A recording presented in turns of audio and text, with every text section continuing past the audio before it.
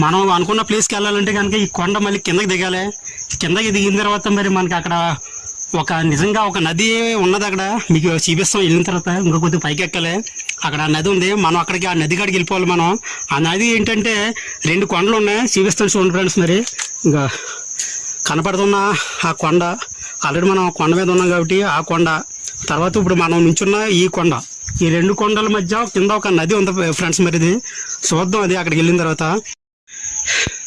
చూసారు కదా ఫ్రెండ్స్, ఇప్పుడు కనపడుతున్న ఆ కొండ అంచుకి మనం వెళ్ళబోతున్నాం. చూసారు కదా, అది ఉండడానికి కొద్దిగా అనుకూలంగా కనపడుతుంది.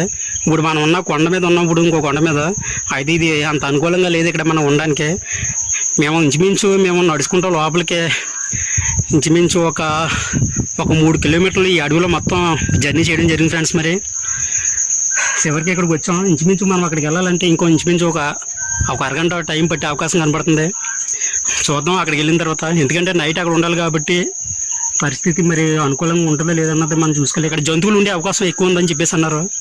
ఆ జంతువులు మనం ఏంటంటే జంతువుల వల్ల మనకి ఇబ్బంది లేకుండా ఉండాలంటే క్యాంపింగ్ మనం కొద్దిగా స్ట్రాంగ్ చేసుకోవాలి.